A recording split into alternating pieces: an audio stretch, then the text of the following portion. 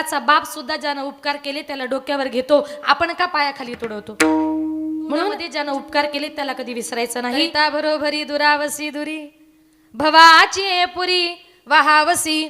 तुकोबाराय म्हणतात तुम्ही विठ्ठलाचं चिंतन करा. तुम्ही विठ्ठलाचं चिंतन जर केलं नाही, तुम्ही संसारच भरण्याचा प्रयत्न केला करिता बरोबरी दुरावसी दुरी, तर संत महात्मे म्हणतात तुम्ही संसार भरण्याचा प्रयत्न जसे कराल तसे तसे तुम्ही संसारापासून दूर जाणार. दुरावसी दुरी. आणि संसारापासून दूर गेल्यानंतर भवाची पुरी वहावसी, भवनगरीमध्ये तुम्ही कधी बुडून जाल हे तुम्हाला शब्दात सुद्धा समजणार नाही. म्हणून संसार रूपी भवसागराच्या अलीकडे आपण आहोत, पलीकडे नेणार आहे माझा भगवान परमात्मा. त्याच्या बोटाला धरून तुम्हाला मला प्रत्येकाला पलीकडे जायचे. कारण का या जगामध्ये भगवान परमात्मा म्हणतात तुम्ही कष्ट करा, तुमच्या कष्टाचं फळ मी तुम्हाला द्यायला तयार आहे. भक्तही म्हणतात भगवंता आम्ही सुद्धा कष्ट करू, तुझं नामचिंतन करू, पण आमची भवसागर नौका मध्येच तू बुडू देऊ नको. कारण का तर या जीवनामध्ये भगवान परमात्मा करुणा करो कष्ट हरो ज्ञान दो भगवन, भव में फंसी नाव मेरी तार दो भगवन. करुणा करो कष्ट हरो ज्ञान दो भगवन, भव में फंसी नाव मेरी तार दो भगवन.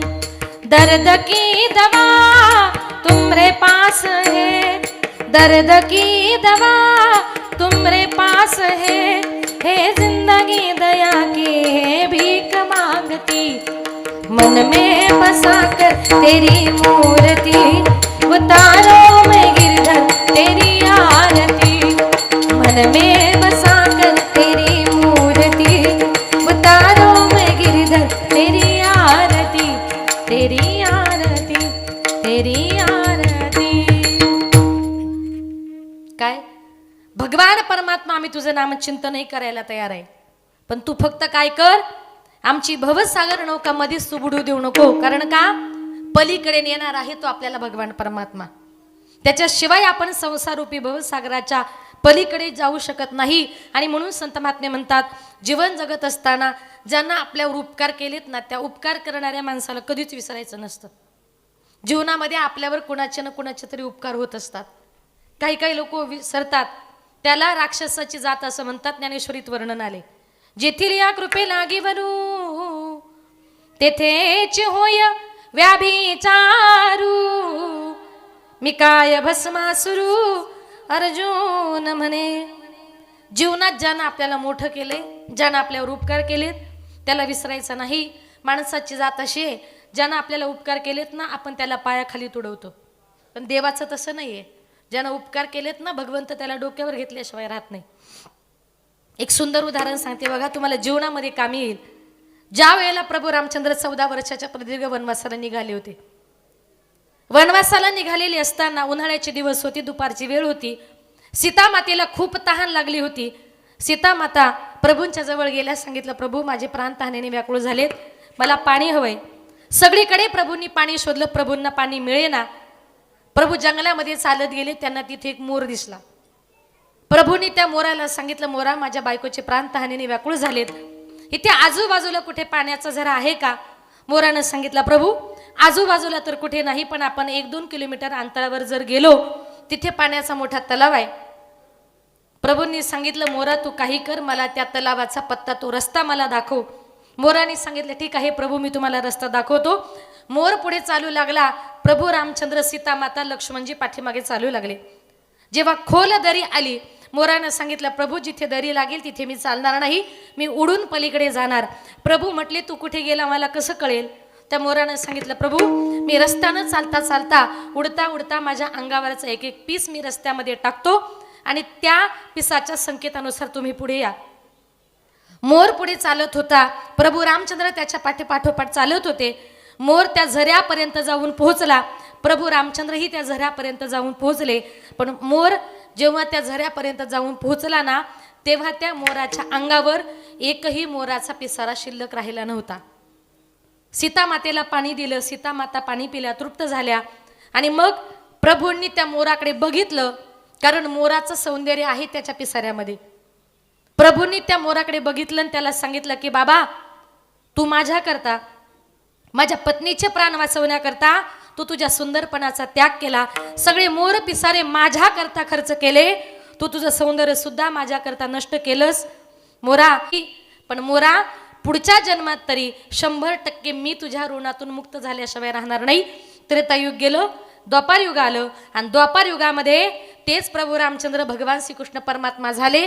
त्या मोराच्या ऋणातून उतराई होण्याकरता माझ्या प्रभू रामचंद्रांनी, माझ्या भगवान श्रीकृष्ण परमात्म्याने मोराचा पिसारा कुठे धारण केला? आपल्या डोक्यावर. आजही मोराचा पिसारा कुठे आहे? भगवान परमात्म्याच्या डोक्यावर. बाप सुद्धा ज्यानं उपकार केले त्याला डोक्यावर घेतो, आपण का पायाखाली तुडवतो? म्हणून ते ज्यानं उपकार केले त्याला कधी विसरायचं नाही. महात्मे तुकोबारे भगवान परमात्म्याला प्रार्थना करतात, देवा मला हा दुःखरूपी संसार करायचा नाहीये, एक वेळ करी या दुःखा वेगळे. ऐकू द्या, ऐकू. तुकोबारे भगवंताला प्रार्थना करतात, हे पांडुरंगा एक वेळ करी या दुःखा वेगळे, मला हा दुःखरूपी संसार करायचाच नाही. तुकोबाराय म्हणतात, मला अखंड रात्रंदिवस फक्त त्या भगवान परमात्म्याचं चिंतन करायचंय. तुकोबाराय अगदी आपल्या मनाला सुद्धा प्रार्थना करतात, नको नको म्हणा गुंतो माया जाळी, काळाला जवळी ग्रासावया. तुकोबाराय मनाला प्रार्थना करतात, हे म्हणा तू एकच कर, मला या संसाराच्या माया जाळामध्ये गुंतू देऊ नको. का? मला हा दुःखरूपी संसार करायचाच नाही. तुकोबाराय पुन्हा पुन्हा त्या मनाची विनंती करतायत. एक दिवस तुकोबाराय आपल्या मनाकडे गेले, मनाला सांगितलं, मना माझं एक ऐक. म्हटले काय? मना एक करी पाहे पाहे रे पंढरी, पाहे पाहे रे पंढरी, पाहे पाहे रे पंढरी. एकच कर. म्हटले काय? म्हटले माझ्या बरोबर पंढरपूरला चल. मन म्हटलं ठीक आहे, पण तुकोबारायांनी सांगितलं मना एका अटीवर. म्हणे कुठली? तुकोबारायांनी सांगितलं, देहूतून पंढरपूरला जाईपर्यंत मना तू माझं ऐकायचं, मी जे म्हणेल तू माझं ऐकायचं, आणि एकदा का पंढरपुरातून निघालो की म्हणा मग तू म्हणशील तसं. ठीक आहे म्हटले. आता तुकोबाराय आणि मन दोघ जण पंढरपूरला निघाले. पहिलं तुकोबाराय पुढे, मन मागे. तुकोबाराय थांबले की मनानं थांबावं, तुकोबारायांनी भजन केलं की मनाने करावं, तुकोबारायांनी कीर्तन केलं की मनाने करावं. असं करत करत तुकोबाराय पंढरपूरच्या रावळात जाऊन पोहोचले. पांडुरंगाचं दर्शन घ्यायचं मनाने सांगितलं. महाराज लक्षात आहे ना, देहू पासून पंढरपूर पर्यंत मी फक्त तुमचंच ऐकत आलोय, आणि एकदा का आता पांडुरंगाच्या चरणाचं दर्शन झालं की तुकारामा तुम्हाला माझं ऐकायचंय. तुकोबारायांनी विचार केला की अरे देहू पासून पंढरपूर पर्यंत मनाने आपलं ऐकलं, आपण कीर्तन केलं मनाने केलं, आपण भजन केलं मनाने केलं, आणि एकदा का पांडुरंगाच्या चरणाचं दर्शन झालं की मन म्हणेल तसं वागायचं. पुन्हा संसार, पुन्हा बायको, पुन्हा प्रपंच. तुकोबाराय त्या पंढरपूरच्या रावळामध्ये गेले आणि तुकोबारायांनी काय केलं माहितीये? आपलं धावणारं चंचल मन त्या पांडुरंगाच्या चरणी समर्पित केलं आणि हसले. तुकोबाराय मनाला म्हटले, आता कोठे धावे मन, आता कोठे धावे मन, आता कोठे धावे मन, आता कोठे धावे मन, आता कोठे धावे मन, आता कोठे धावे मन, आता कोठे धावे मन, आता कोठे धावे मन. तुमचे चरण देखलिया, तुमचे चरण देखलिया,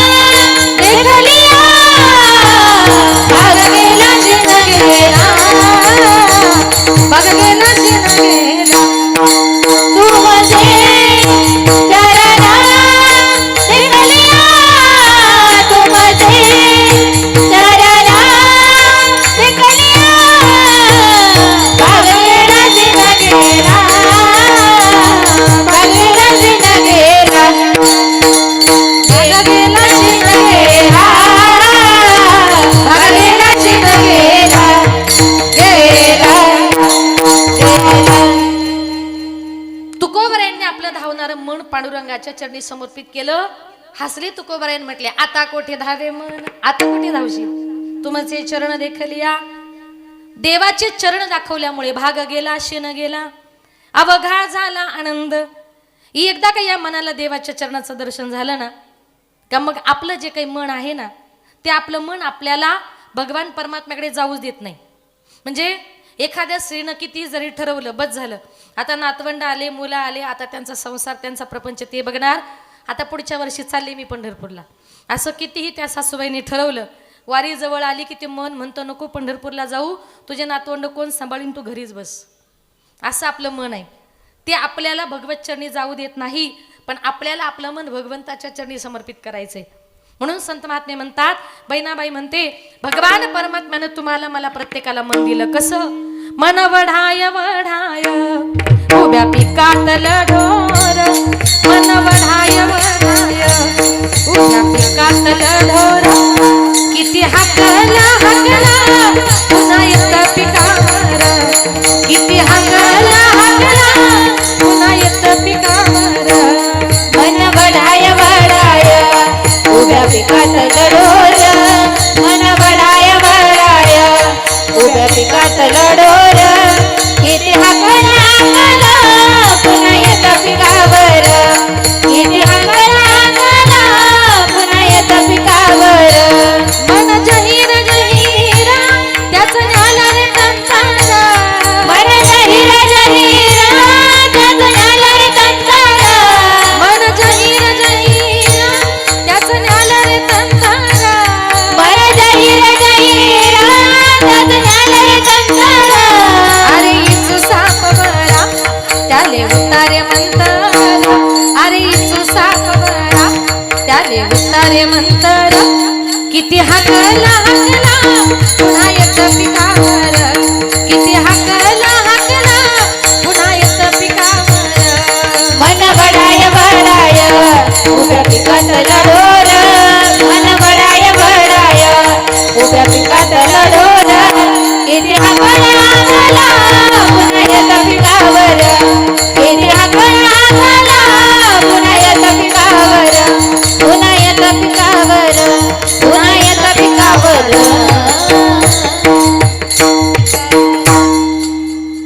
पूर्वीच्या काळी माणसाला सर्प किंवा विंचू जर चावला तर ते मंत्राने उतरवायचे. पण एकदा का माणसाच्या मनाला वेड लागलं, तुम्ही गडबड करू नका, आपल्याकडे वेळ आहे. बसून घ्या बरं ताई, बसून घ्या. संत महात्मे म्हणतात, एकदा का माणसाच्या मनाला वेड लागले, त्याला कुठल्याही प्रकारचा तंत्र मंत्र औषध चालत नाही. त्याला उपाय एकच आहे, ते फक्त भगवान परमात्म्याचं चिंतन. आपलं जे काही मन आहे, एकदा का माणसाच्या मनाला वेड लागलं का मनुष्य त्याच्यातून सावरणं शक्य नाही. तुम्हाला वेड लावायचे भगवान परमात्म्याच्या नावाचं लावा. काही काही लोकांना कोणाला संसाराचं वेड लागतं, कोणाला राजकारणाचं वेड लागतं. संसारासाठी राजकारणाकरता अजिबात वेडे होऊ नका. एक उदाहरण सांगते तुम्हाला समजण्याकरता. एका पूर्वीच्या काळी एका गावात सप्ताह चालू होता. त्या सप्त्याच्या निमित्ताने कीर्तनकार महाराज गावामध्ये आले. पूर्वीच्या काळी कीर्तनकारांकडे गाड्या नव्हत्या, बसने प्रवास करायचे, रात्री कीर्तन संपलं मुक्काम करायचा आणि सकाळी परत जायचे. त्या महाराजांचं कीर्तन झालं. महाराजांची सोय एका वारकऱ्याच्या घरी करण्यात आली. ज्या वारकऱ्याच्या घरी महाराजांची सोय केली होती, त्या महाराजांच्या रूममध्ये अगोदरच एक मुलगा बेडवर झोपलेला होता. त्या महाराजांनी त्या रूममध्ये प्रवेश केला आणि रूममध्ये प्रवेश केल्याबरोबरच त्या झोपलेल्या मुलाने असा झोपेतच महाराजांना नमस्कार केला. ते कीर्तनकार महाराज म्हटले, वारकऱ्याचा मुलगा किती संस्कारी आहे. झोपेतही महाराज आल्याची चाहूल लागली आणि झोपेतच त्यानं मला नमस्कार केला. रात्रीच्या वेळेला महाराज झोपले, पण असं म्हणतात दुसऱ्याच्या घरी माणसाला रात्री चांगली झोप लागत. अनुभव घेतला का नाही कधी? चांगली झोप लागत नाही.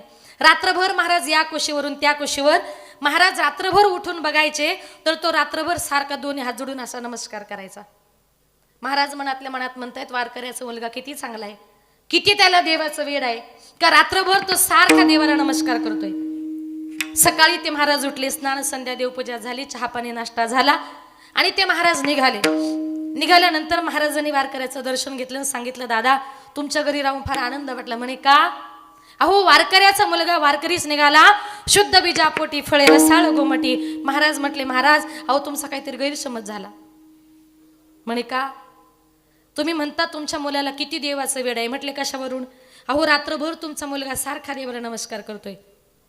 ते महाराज म्हटले, माझ्या मुलाला गावात मंदिर माहिती नाही, मंदिरात कुठला देव आहे ते माहिती नाही, त्याला कीर्तन भजन कळत नाही, आणि तुम्ही म्हणता तुमच्या मुलाला किती देवाचं वेड आहे. ते कीर्तनकार महाराज म्हटले, महाराज मी माझ्या डोळ्यानं बघितलंय, तुमच्या मुलाला इतकं देवाचं वेड आहे का तो रात्रभर सारखा हात जोडून देवाला नमस्कार करतोय. तो वारकरी म्हटला, महाराज सांगणार नव्हतो पण आता सांगतो. म्हटले काय? खरं सांगू म्हणे, माझ्या मुलाला अजिबात देवाचा वेड नाही, त्याला देवधर्म आवडत नाही. पण कसं आहे ना, माझा मुलगा गावच्या ग्रामपंचायतच्या इलेक्शनला 2 वेळा उभा राहिला आणि 2 वेळा पडला. तेव्हापासून तो फक्त असाच करतोय. लक्ष ठेवा, मत द्या. तो त्याच्यामध्ये काय झाला? वेडा झाला. म्हणजे वेडं व्हायचंय, संसारा करता नको, राजकारणा करता नको. तुकोबाराय म्हणतात, आम्ही सुद्धा वेडे झालो, वेडा झालो, वेडा झालो, वेडा झालो, वेडा झालो, वेडा झालो, वेडा झालो, वेडा झालो, वेडा झालो, हा वेडा झालो, वेडा झालो, वेडा झालो, वेडा झालो, वेडा झालो, वेडा झालो, वेडा झालो, वेडियाच्या गावी गेलो, वेडियाच्या गावी गेलो, हो वेडा झालो, वेडा झालो, वेडा झालो, वेडा झालो. वेडियाच्या गावी गेलो, वेडियाच्या गावी गेलो, हो वेडा झालो, वेडा झालो, वेडा झालो, वेडा झालो, झालो, झालो. तुकोबाराय म्हणतात, वेडा झालो, वेडा झालो, वेडियाच्या गावी गेलो. आम्ही वेडे झालो आमच्या पांडुरंग परमात्म्याकरता, आमच्या देवाकरता. आणि आम्ही त्या वेड्याच्या गावाला गेलो. कारण का? देवही आपल्या भक्ताकरता वेडा होतोय. वेड व्हायचे भगवान परमात्म्याकरता व्हा, संसाराकरता प्रपंचाकरता अजिबात नको. म्हणून तुकोबाराय म्हणतात, करिता भरोभरी दुरावसी दुरी, भवाची पुरी वहावसी. या संसारूपी नगरीमध्ये तुम्ही किती जरी रममान होण्याचा प्रयत्न केला, या संसारूपी नगरीमध्ये तुमचा माझा कोणाचा उद्धार होणार नाही. आपला उद्धार कलियुगा माझी करावे कीर्तन, तेने नारायण देईल भेटी. भगवान परमात्म्याच्या नामचिंतनानेच तुमचा माझा प्रत्येकाचा उद्धार होणार आहे. हा सुंदर देह केवळ त्याचं भजन पूजन नामचिंतन करण्याकरता दिलाय. या देहानं आपल्याला त्याचं नामचिंतन करायचंय. पाय दिले, पायी तीर्थयात्रा घडो, देह संता घरी पडो. हात दिले, टाळी वाजवावी, गुढी उभारावी, वाटती चालावी पंढरीची. कानानं काय करा, कान भरून या, ऐकेन तुझी कीर्ती, ते मज विश्रांती देई देवा. कानानं तुम्हाला मला प्रत्येकाला भगवान परमात्म्याचं चिंतन ऐकायचंय. कारण का? तर संत महात्मे म्हणतात, काही काही लोक काय करतात माहितीये, भगवान परमात्म्याचं चिंतन ऐकायला आलं की कानामध्ये बोटं घालतात. म्हणजे काही काही लोकांची घरं मंदिराच्या जवळ असतात. मग पहाटे मंदिरामध्ये काकडा जर चालू झाला, सगळेच लोकांचं सांगत नाही, ते काही काही लोक म्हणतात यांना झोप लागत नाही, आले आमच्या झोपा मोडायला. लक्षात ठेवा, ते आपल्या झोप मोडत नाही. नशीब समजा मंदिरात न जाता तो काकडा तुमच्या कानावर पडतोय. कारण का? कानावर भगवान परमात्म्याचा हरिपाठ भजन काकडा पडायला सुद्धा पुण्य असावं लागतं. पुण्य जर असेल तरच ते आपल्या कानावर पडतं, अन्यथा नाही. मग ते लोक काय करतात माहितीये, काकडा ऐकायला येतो, हरिपाठ ऐकायला येतो, भजन ऐकायला येतं, झोपमोड होते. मग ते लोक काय करतात माहितीये, असे पॅक कानामध्ये बोटं घालतात. भगवंत म्हणतो, अरे तुला माझं नामचिंतन ऐकायचं नाही ना, मग कानामध्ये बोटं घालायचे कष्ट तरी कशाला घेतो. मग भगवान परमात्मा काय करतो माहितीये, त्याच्या कानाचे पडदेच बंद करतो. त्याच्यामुळे काय होतं, बैरा झालो या जगी, बैरा झालो या जगी. कशामुळे? नाही ऐकले हरी कीर्तन, नाही केले पुराण श्रवण. ज्यानं कधी कीर्तन ऐकलं नाही, कधी भजन ऐकलं नाही, परिणाम माणूस बहिरा झाला. एक शेवटचं उदाहरण सांगते. एकदा का माणूस बहिरा झाला, हा त्याला काय सांगतोय, तो त्याला काय सांगतोय, कुणाचंच कोणाला काही कळत नाही. एका गावात एक बहिरा मेंढपाळ राहत होता.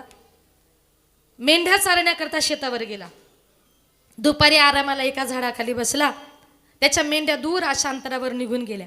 जरा वेळाने उठून इकडे तिकडे बघितलं, मेंढ्या काही दिसत नाही. कुणाला विचारावं अशी परिस्थिती नव्हती. बऱ्याच अंतरावर त्याला एक शेतकरी दिसला. म्हणून तो मेंढपाळ त्या शेतकऱ्याकडे गेला. आता ऐका, हा मेंढपाळ कसा होता, कानाने बहिरा होता. आणि ज्या शेतकऱ्याला आपल्या मेंढ्या विचारायला गेला, तो शेतकरी होता बहिरम सोसायटीचा अध्यक्ष. लक्षात आलं का? म्हणजे तोही बहिराच होता. आता हा बहिरा त्या बहिऱ्याच्या जवळ गेला आणि त्याला सांगितलं, का रे बाबा, माझ्या मेंढ्या ह्या रस्त्याने गेल्या का, असं हात करून विचारला. तो शेतकरी बहिरा असल्यामुळं त्याला वाटलं हा विचारतो या शेतात लावलंय काय. तो शेतकरी म्हटला, या शेतात ना सगळे कांदे लावलेत. त्याला वाटलं हा सांगतो की तुझ्या मेंढ्या ह्या रस्त्याने गेल्या. आता हाताच्या संकेतानुसार बऱ्याच अशा अंतरावर गेला आणि त्याला त्याच्या 20-25 मेंढ्या मिळाल्या. त्याला आनंद वाटला की अरे, त्या शेतकऱ्यानं आपल्या एवढ्या मेंढ्या सापडून दिल्या, त्याच्या आपल्यावर फार उपकार झालेत. मग त्याच्या ऋणातून उतराई व्हायला पाहिजे म्हणून त्या मेंढपाळानं काय केलं, त्याच्या 25 मेंढ्यांमध्ये एका मेंढीचा पाय मोडलेला होता आणि त्याला चरायला न्यायचं म्हटलं की त्याला असं बगलेत घालून न्यावं लागायचं. त्यानं विचार केला, ही जी काही मोडकी मेंढी आहे ही आपण त्याला बक्षीस म्हणून देऊ, जेणेकरून सांभाळायचा ताण जाईल आणि त्याच्या ऋणातही मुक्त होऊ. म्हणून त्यानं काय केलं, ती पाय मोडलेली मेंढी आपल्या बगलेमध्ये घातली. त्या शेतकऱ्याकडे आला आणि त्या शेतकऱ्याला म्हटलं, शेतकरी दादा, अरे तू माझ्या एवढ्या 20-25 मेंढ्या सापडून दिल्या म्हणून तुला ही मोडकी मेंढी बक्षीस म्हणून घे. तो शेतकरी म्हणायचा, अरे बाबा, मी तुझ्या मेंढ्याच पाहिल्या नाही तर मी तुझ्याचा मेंढ्याचा पाय मोडू कशाला. आणि हायाला काय सांगतो, तू माझ्या मेंढ्या सापडून दिल्या म्हणून तुला ही मोडकी मेंढी बक्षीस म्हणून घे. 1 तास झाला, 2 तास झालं, दोघांचं भांडण काही मिटत नाही. भांडण मिटत नाही म्हणे, चला गावच्या पाटलाकडे. म्हणून दोनही बहिरे भांडण मिटवण्याकरता गावच्या पाटलाकडे गेले. आता ज्या गावच्या पाटलाकडे भांडण मिटवायला गेले तो गावचा पाटील होता बहिरम सोसायटीचा चेअरमन. लक्षात आलं का, म्हणजे तोही बहिराच होता. आता गंमत अशी, पाटलाची त्याच्या बायकोची भांडण होऊन पाटलाने बायकोला घराच्या बाहेर काढून दिलं. पाटलाची बायको घराच्या बाहेर गेली आणि तेवढ्या ते 2 बहिरे घरात गेले. एक जण म्हटला, पाटील साहेब, अहो यानं माझ्या एवढ्या 20-25 मेंढ्या सापडून दिल्या म्हणून मी याला ही मोडकी मेंढी बक्षीस देण्यासाठी आलो. दुसरा म्हटला, पाटील, अहो मी याच्या मेंढ्याच पाहिल्या नाही तर मी याच्या मेंढ्याचा पाय मोडू कशाला. पाटील म्हटला, तुम्ही दोघांनी मला कितीही जरी सांगितलं पण मी काय माझ्या बायकोला घरात घेणार. दृष्टांत संपला. भगवान परमात्म्यानं कान दिलेत, कानामध्ये बोटं घालण्यापेक्षा त्याचं नामचिंतन ऐका आणि जेणेकरून त्याचं नामचिंतन जर ऐकलं तर आपल्या जीवनाचा उद्धार झाल्याशिवाय राहणार नाही. आणि म्हणून संत महात्मे म्हणतात, इतका सुंदर असा नरदेह दिलाय तर तुकोबार आहे शेवटी या अभंगातून असं म्हणतात, काही न लगे एक भावाची कारण तुका म्हणयान विठोबाची. या जगामध्ये भगवान परमात्म्याकरता फक्त महत्वाचा आहे तो भाव. भावाशिवाय देवाची प्राप्ती होणार नाही. तुका म्हणे आन विठोबाची. तुकोबाराय म्हणतात, मी विठ्ठलाची शपथ घेऊन सांगतोय, तुझी आन वाहीन गा देवराया, तुझी आन वाहीन गा देवराया, बहु आवडसी जीवा पासोनिया, कानडिया विठोबा कानडिया, कानडिया विठोबा कानडिया. भगवान परमात्म्याकरता महत्वाचा आहे तो भाव. आता भाव किती महत्वाचा, शेवटचा एक पॉइंट बघा. ज्या वेळेला प्रभू रामचंद्रांचं सीतामातेचं स्वयंवर चालू होतं, स्वयंवर चालू असताना पहिला हार प्रभूंनी सीतामातेच्या गळ्यामध्ये घातला. प्रभूंनी सीतामातेच्या गळ्यात हार घातल्याबरोबर नंबर आला आता सीतामातेचा. सीतामातेचा नंबर आला. प्रभूंची उंची थोडी जास्त होती, सीतामातेची उंची कमी होती. सीतामाता जेव्हा हार घालण्याचा प्रयत्न करत होता, प्रभूंची उंची जास्त असल्यामुळे मातेचा हार काही प्रभूंच्या गळ्यापर्यंत जात नव्हता. आजूबाजूचे ऋषी मुनी सांगत होते, प्रभू थोडेसे वाका, थोडेसे वाका. प्रभू म्हटले नाही, जगामध्ये सगळीकडे वाकेल पण सासूरवाडीला वाकणार नाही. का म्हटले, एकदा सासूरवाडीला वाकलं की मग आयुष्यभर वाकावंच लागतं म्हटले. म्हणून प्रभूंचं एवढं लक्षात ठेवा. काय म्हटले, जगात सगळीकडे वाकेल पण सासूरवाडीला मात्र वाकणार नाही. आता बाकीचे ऋषी मुनी म्हणताय, प्रभू तुम्ही जर वाकले नाही, सीता माता तुम्हाला हार घालणार कशा, तुमचा स्वयंवर पूर्ण होणार कसं. प्रभू म्हटले नाही, मी वाकणारच नाही. वसिष्ठ मुनींनी लक्ष्मणाला संकेत केले, लक्ष्मणजी जा आणि प्रभूंचे पाय धर, प्रभूच्या पाया पड. लक्ष्मणजी पळत पळत गेले, प्रभूंच्या पाया पडले. प्रभूंच्या पाया पडल्याबरोबर प्रभू खाली वाकले. सांगितलं, लक्ष्मणा, अरे लग्नात वेड्यासारखं काय करतो, कशाला पाय पडतो, उठ उठ म्हणायला खाली वाकले. आणि ही संधी साधून सीता मातेनं प्रभूंच्या गळ्यामध्ये हार घातला. स्वयंवर पूर्ण झालं. प्रभू रामचंद्र वाकले. बायकोच्या समोर की भावाच्या समोर, कुणाच्या, तुम्ही कुणाच्या समोर वागता, नका सांगू, कळालं, बायकोच्या.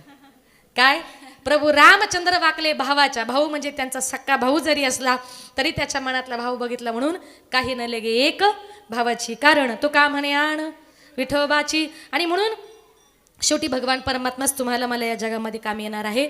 अभंगाचा धावता भावार्थ आपल्या समोर मांडण्याचा प्रयत्न केला. कार्यक्रमाची वेळ ही संपत आलेली आहे. उरलेल्या वेळेमध्ये थोडंसं आई वडिलांविषयी बोलते. या विश्वामध्ये आई बापासारखं श्रेष्ठ दैवत नाही. जिवंतपणी माणसाला माईबापाची किंमत कळत नाही. एकदा का आपले माईबाप या जगातून या विश्वातून निघून गेले नंतर कितीही जरी रडलं फायदा होणार नाही. आज या परिवारातून ज्या ताई आज निघून गेल्यात, खरं तर त्यांचं जाण्याचं वय नव्हतं, पण आपल्या परिवाराला पोरकं करून या जगातून निघून गेल्या.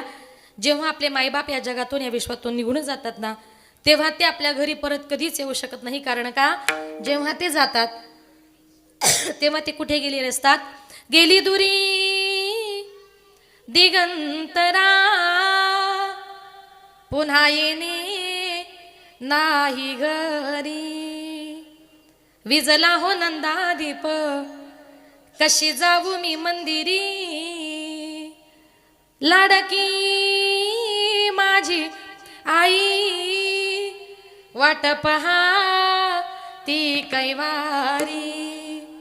भोळी रखुमाई गेली झाली उदास पंढरी. श्रद्धांजली देता थरथरे माझी काया. राहू दे रे माझी आई मोक्षपदी देवराया. एकदा का आपले माईबाप गेले, आपण देवाला म्हणतो देवा माझ्या आईला माझ्या बापाला मोक्षपदाला नाही, पण जिवंतपणी माईबाप हे सगळ्यात महत्वाचं दैवत आहे. आज त्या आई आपल्या मुलाला, आपली सासू आपली आई त्यांच्या अगोदर या जगातून निघून गेली. खरंच त्या ताईचं जाण्याचं वय होतं का हो? ईश्वरी सत्य समोर कुणाचं काही चालत नाही. त्या मुलाची आई आज या जगातून निघून गेली. जगात सगळं काही मिळेल, पण आईचं प्रेम आईची माया या जगात आपल्याला कोणी देऊ शकत नाही. एकदा का आपली आई गेली ना, सोडून या गेली आई मायले कराना. आई आई आई हाका मारू मी कुणाला. आई आई आई हाका मारू मी कुणाला. आई आमच्यासाठी कष्ट केले फार. सोडून या गेली आई सारा परिवार. लेकी सुना रडत बसती काना कोपर्याला. आठवण येते आई त्याच घडीला. सोडून या गेली आई मायले कराना. आई आई आई हाका आई हाका मारू मी कुणाला. एकदा का आपली आई या जगातून या विश्वातून निघून गेली. शेजाऱ्याच्या आईला, दुसऱ्याच्या आईला प्रेमानं कितीही म्हणून आई म्हणून हाका मारल्या, दुसऱ्याच्या आई आपली आई या जगामध्ये कधी होऊ शकत नाही. जोपर्यंत आपल्या माहेरामध्ये आपली आई जिवंत आहे तोपर्यंतच आपल्याला माहेर असतं. ज्या दिवशी माहेरातून आपली आई निघून गेली त्या दिवशी मुलींना आपलं माहेर संपलं. आपली पिशवी रिकामी झाली. कारण का, जेव्हा तिची मुलगी तिच्या माहेरातून तिच्या सासरी जायला निघते तेव्हा तिची आई सगळ्या गावात पळत जाते. सगळ्या गावातला भाजीपाला गोळा करते. तिच्या घरी मिळत नाही का? मिळतो. पण आई म्हणते बाई आपल्या गावातला गावठी भाजीपाला एवढा तरी पिशवीत घेऊन जा. भाजीपाला तरी देते, पण मुलीची पिशवी कधी रिकामी पाठवत नाही. त्याला आईचं प्रेम असं म्हणतात. आईचं मुलीचं नातं म्हणजे अतिशय गोड, अतिशय प्रेमाचं. असं एकही घर नाही का त्या घरात आईचं मुलीचं भांडण होत नाही. पण त्या माय लेकीचं भांडण म्हणजे कसं असतं माहितीये? माय लेकीचं भांडण दया दुधाची उकळी. लेक धरते अबोलाई मनाची मोकळी. आईचं आणि मुलीचं भांडण झालं ना, मुलीला आईविषयी राग येतो. आईच्या मनात राग नसतो तर उलट प्रेम असतं. कारण का, आई जे शिकवते ते काय असतं माहितीये? आई शिकविते तुला राग येतो लेकी. पराया माणसाशी बोलू नये काय की. आई म्हणते अगं तुझी मुलीची जात आहे ग, लग्न करून तुला परक्या घरी जायचंय. परक्या पुरुषाशी रस्त्यावर पटकन बोलू नये. बोललं तर लोक नावं ठेवतात. आणि आत्ताच्या काळातली दुनिया चांगली राहिली नाही ग. अशा प्रकारचे संस्कार आई आपल्या मुलींवर करत असते. मुलींवर संस्कार करता करता आपल्या मुली लहानाच्या मोठ्या कधी होतात हे मायबापाला सुद्धा कळत नाही. अचानक आपल्या मुली लग्न करून पर घरी निघून जातात. मुली निघून गेल्यानंतर त्या घरामध्ये आईला आपल्या मुलीशिवाय करमत नाही. मग ती आई आपल्या मुली गेल्यानंतर घरामध्ये भिंती सारवते आणि त्याच्यावर चिमणी पाखराचं चित्र काढते आणि शेजारणीला पटकन म्हणते, माझ्या घरातल्या माझ्या सगळ्या चिमण्या उडून गेल्या ग. लेक जाते सासरला आई लाग करमेना, सारविल्या भिंतीवर काढल्या ग मैना. लेक जाते सासरला मागे मागे फिरू पायी, बोलती आई माझी लाडाची लेक जाई. लेक जाते सासरला माय लेकी पडे गळा, कस कोरड्या नदीला पाणी येत खळा खळा. आपली मुलगी लग्न करून जायला निघाल्यानंतर त्या आईला रड असं सांगावं लागत नाही. त्या आईच्या डोळ्यातून खळकणं असं पाणी येतं. माईबाप म्हातारे होतात, मुली बिचाऱ्या लग्न करून पर घरी निघून गेलेल्या असतात, मुलं लक्ष देत नाही. माय बाप म्हातारे होतात. ती आई शेजारणीला म्हणते, आमचं आता वय झालं, आम्हाला उठवत नाही बसवत नाही, आमची मुलं आमच्याकडे लक्ष देत नाही, आमच्या सगळ्या मुली लग्न करून आता पर घरी निघून गेल्यात, आम्ही कधी मरू हे आम्हाला सुद्धा माहिती नाही, पण एकदा शेवटचं मला माझ्या मुलीला डोळे भरून बघायचंय. शेजारणीला म्हणते, काही कर, जरा माझ्या मुलीला निरोप दे आणि तिला सांग का तुझ्या आईने तुला भेटायला बोलवले. ती आई रडते आणि काय म्हणते माहितीये, माझ्या जीवाच्या लेकीला आज सांग ना पाठवा, माझ्या व्याकुळ जीवाला माझी मालन भेटवा. नाव लेकीच ग घेता जात फिरे गरागरा, माझी डोळ पुसणारी लेक गुंतली संसारा. रोज येते सपनात काही बोलत ती नाही, भर चैताच्या उन्हात माझी सुकली गजाई.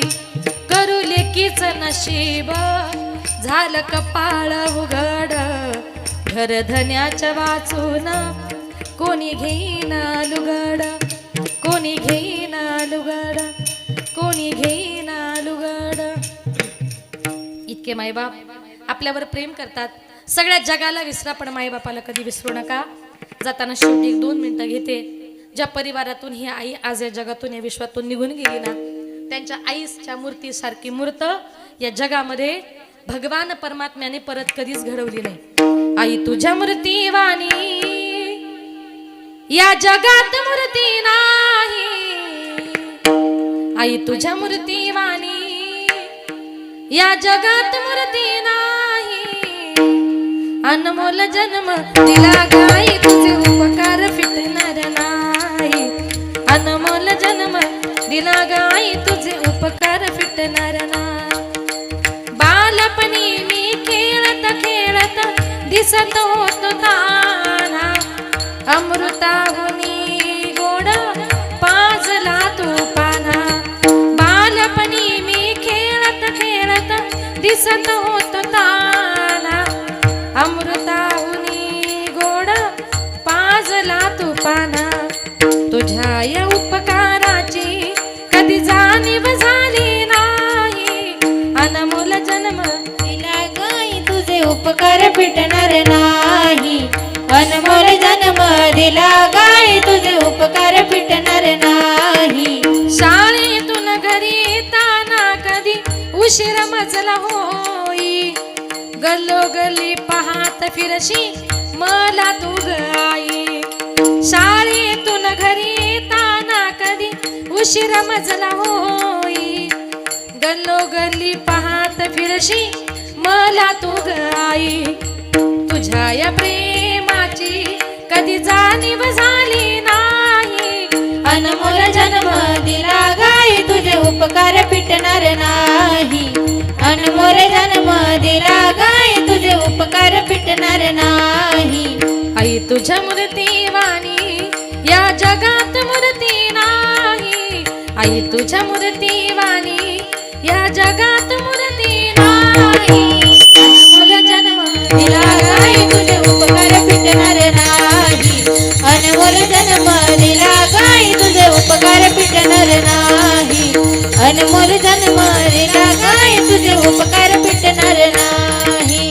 उपकार फिटणार नाही. पकान फिरणार.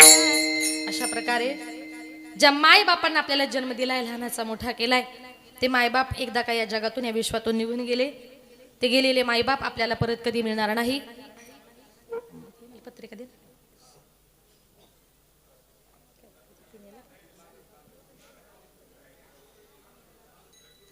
आज या ठिकाणी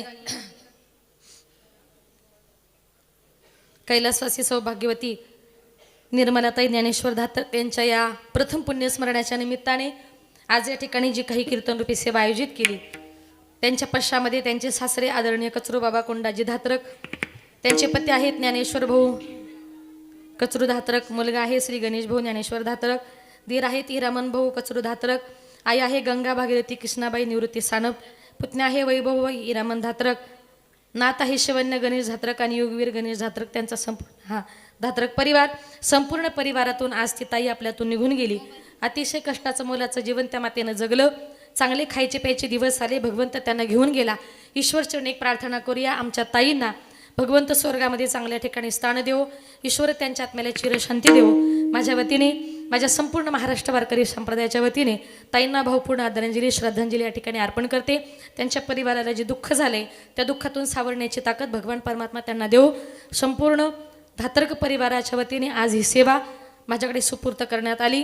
त्यांच्या परिवाराचा मनपूर्वक आभार. आमचे सोनगिरीचे आमचे किरण भाऊ आणि आमचे संदीप भाऊ लहाने यांच्या संपर्काच्या माध्यमातून आज या ठिकाणी येण्याचा योग आला. त्या दोघांचाही या ठिकाणी मनपूर्वक आभार. आज या कीर्तनाकरता ज्यांनी 2 तास गोड अशी मृदुंगाची सेवा दिली त्या महाराष्ट्रातील एक नामवंत महिला मृदुंगाचार्य, महाराष्ट्रामध्ये महिलांमध्ये ज्यांचं 1 नंबरला नाव आहे अशा आमच्या यशोदाताई साळुंके आज या ठिकाणी आल्या. गोड अशी मृदुंगाची सेवा दिली. यशोदाताईंकरता जोरदार टाळ्या वाजवा. यशोदाताईंचा या ठिकाणी मनपूर्वक आभार. ज्यांनी गोड असं गायनाचं काम केलं ती माझी विद्यार्थिनी युवा कीर्तनकार श्रावणीताई आव्हाड, युवा कीर्तनकार आरतीताई मेमाने आणि पाठीमागे आमची माझ्या ध्येयपूर्ती संत मुक्ताई मुलींची वारकरी शिक्षण संस्था वडूनगर तालुका भिवंडी जिल्हा ठाणे. आम्ही सगळे भिवंडीवरून आलेलो आहोत. त्या संस्थेतल्या माझ्या विद्यार्थिनी, त्याच्यामध्ये आमची वैष्णवी श्रद्धा सगळ्यात छोटी आहे ती माझी कन्या ध्येया, सिद्धी, शिवानी, साक्षी, स्मृती, भक्ती, जिनी विने घेतले ते आमची सुप्रिया. या सगळ्या विद्यार्थिनी इथे आल्या, गोड नाचल्या, गोड गायल्या. या सगळ्या विद्यार्थिनींचा या ठिकाणी मनपूर्वक आभार मानते. आमचा आवाज तुमच्यापर्यंत ज्यांनी सुंदर गोड पोचवला सिस्टीमवाले दादा, खूप गोड, एकदम कडक, खूप सुंदर. कारण तुमच्या साऊंड सिस्टीमचं नावच आहे जायगावची साऊंड सिस्टीम म्हटली की मग टेन्शनच नसतं. खूप गोड ऑपरेटिंग करतात. तुमचाही या ठिकाणी मनपूर्वक आभार. कारण हॉलमध्ये शक्यतो सिस्टीम लागत नाही आणि ज्याला कळतं त्याची सिस्टीम लागते, नाही तर मग कीर्तनकाराचं काही खरं नसतं. पण गोड आपण साथ दिली दादा, तुमचं या ठिकाणी मनपूर्वक आभार. तुम्ही सगळा श्रोतवर्ग गण उतरणार त्यावेळी त्यांच्या दुःखाचं भागी झाला, त्यांच्या कार्याची शोभा वाढवली. माझ्या सगळ्या माता भगिनी, तुम्ही सगळे पुरुष वर्ग, सर्वांचं या ठिकाणी मनपूर्वक आभार मानते. ढकांब्यामध्ये अनेक वेळा कार्यक्रम झालेले आहेत. तुम्ही सरपंच होते ना की पाटील? सरपंचच. ते सरपंच असताना गावामध्ये 1-2 वेळा कार्यक्रमाचा योग आला. आजही आपण या ठिकाणी आलात आणि बऱ्याच जणांची उपस्थिती आहे. कोणाचा नावाचा नामोल्लेख न करता सर्वांचं मनपूर्वक आभार. यूट्यूबच्या माध्यमातून हा कार्यक्रम महाराष्ट्रभर दिसणार आहे. त्या दादांचं या ठिकाणी मनपूर्वक मी आभार मानते. आणि बोलताना जर काही चुकलं असेल तर क्षमस्व. थोडंसं जरा वातावरण खराब आहे, त्याच्यामुळे थोडासा मलाही थंडी, ताप, सर्दी, खोकल्याचा त्रास होतोय. आणि मागच्या वर्षी माझा फार मोठा ॲक्सिडेंट झाला होता. मी नांदेडला कीर्तनाला चालले होते. जाताना माझा ॲक्सिडेंट झाला. त्या ॲक्सिडेंटमध्ये माझ्या मानेचा मणका मोडला होता. माझे मणक्याचे 2 ऑपरेशन झालेत. 6-7 महिने मी घरी होते. मला उठता बसता येत नव्हतं. पण रोज सकाळी पांडुरंग परमात्म्याला सांगायची. मी माझ्या वयाच्या शाळेत 4थीला होते. 9व्या वर्षी मी पहिलं कीर्तन केलं. आज कीर्तन करते त्याला 25 वर्ष झालेत. पांडुरंग परमात्म्याला रोज सकाळ संध्याकाळी एकच सांगायची, 25 वर्ष तुझं हरिपाठ कीर्तन भजन काकडा कधी चुकवला नाही. मी घरामध्ये बसणाऱ्यातली नाही. मला घरात बसायचं नाही. मला परत तुझं कीर्तन भजन हरिपाठ करायचं आहे. मला परत उभं राहायचं आहे. अगदी 6 महिन्यातच माझ्या पांडुरंग परमात्म्याने मला उभं केलं. आणि जेव्हा सकाळी 7 वाजता माझा ॲक्सिडेंट झाला समृद्धी हायवेला वाशिमला, तेव्हा सकाळी 7 वाजता आमच्या गाडीमध्ये काकडा चालू होता. फक्त त्या काकड्यानं मला वाचवले का? जिथे भगवान परमात्म्याचं चिंतन चालू आहे तिथे यमराजाजवळ येऊ शकत नाही, हे त्या दिवशी खरं वाटलं. म्हणून जीवनामध्ये शेवटी आपल्याला वाचवणार आहे तो भगवान परमात्मा, आणि म्हणून त्या भगवान परमात्म्याचं चिंतन जीवनामध्ये आपल्याला करायचंय. बोलताना चुकलं असेल तर क्षमस्व. एकदा सर्वांनी आपल्याला भजन म्हणायचंय. 1:15 वाजले, 1-2 मिनिटाचा वेळ आहे. माझी छोटी कन्या ध्येय आपल्यासमोर एक गवळण म्हणेल आणि त्यानेच कार्यक्रमाची सांगता होईल. भैरवी न घेता ये पटकन. कुठली म्हणतेस? हा? कुठली?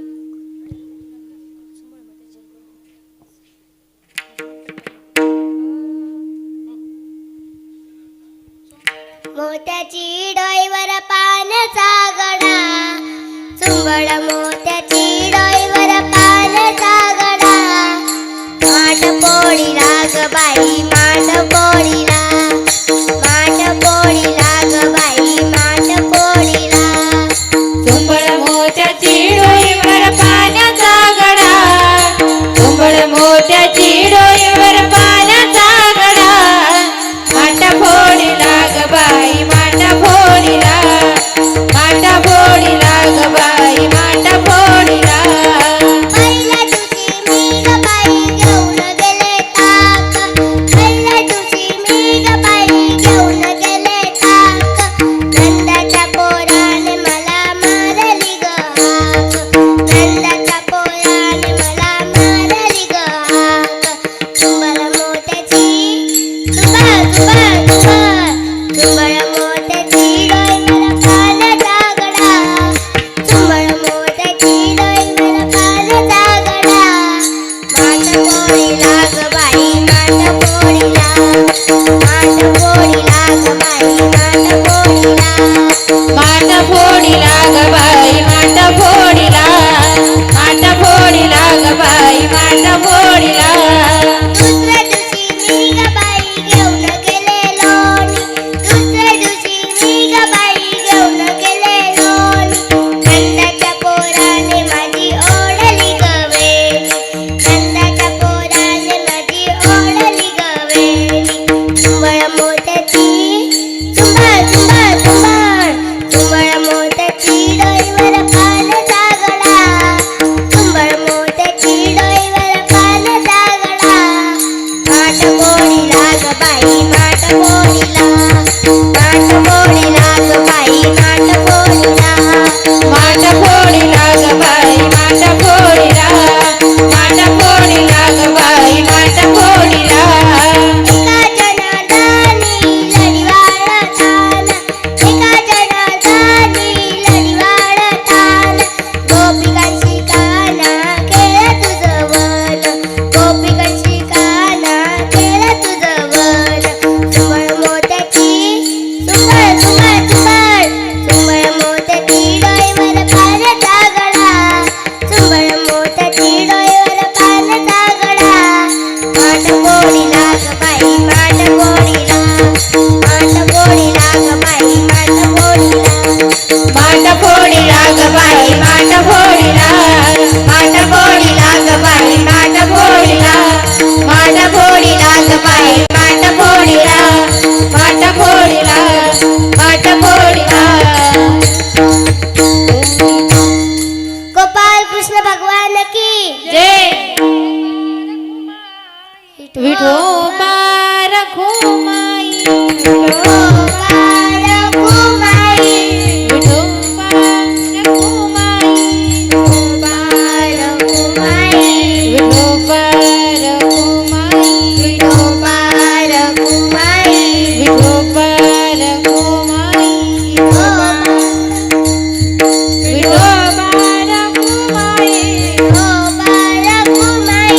विठोबा रखुमाई, गोपाल कुमाई, विठोबा रखुमाई, गोपाल कुमाई, गोपाल